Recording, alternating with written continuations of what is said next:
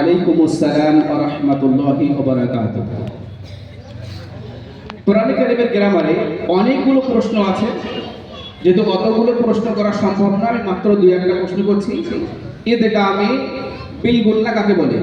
নুন সাকিন অথবা তানবিনের পর রূপে ইয়ামিনের মধ্যে হতে যদি কোনো অক্ষর আছে তাহলে নুন সাকিন কিংবা তানবিনকে গুন্না সহ মিলিয়ে পড়তে হয়।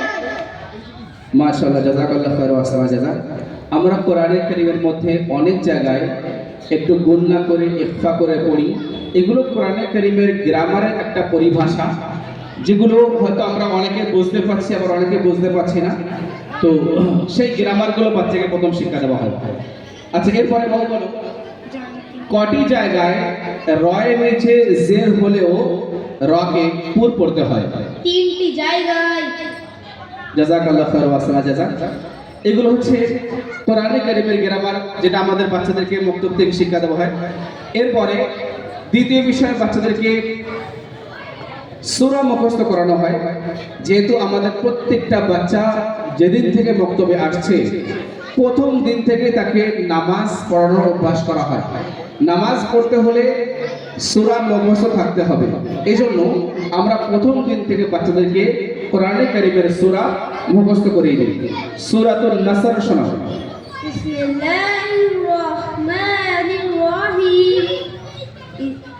ইজা জাআ নাসরুল্লাহি ওয়াল ফাth আরাআইতান নাসা ইয়াদখুলুনা ফী দীনিল্লাহি আফওয়াজা ফাসাব্বিহ বিহামদি রাব্বিকা ওয়াস্তাগফির ইন্নাহু কানা তাওয়াবা।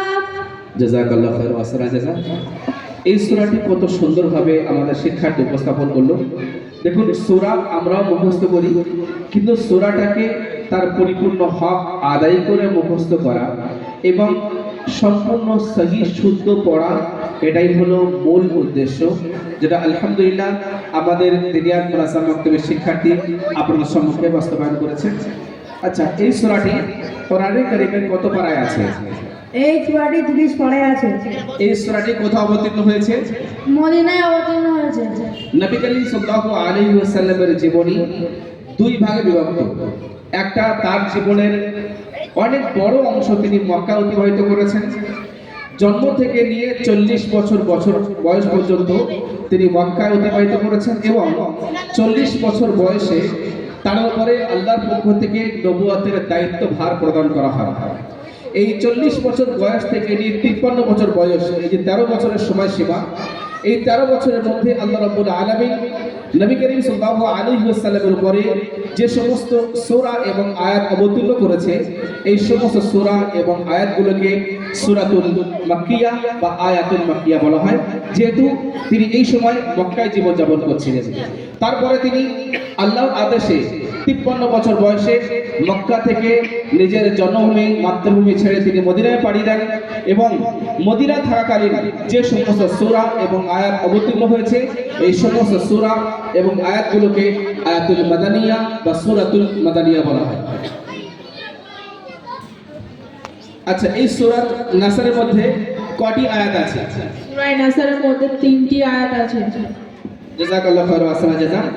এরপরে দ্বিতীয় বিষয় আমাদের বাচ্চাদের শিক্ষা দেওয়া হয় দোয়া ও সুন্নাত। নবী করিম সাল্লাল্লাহু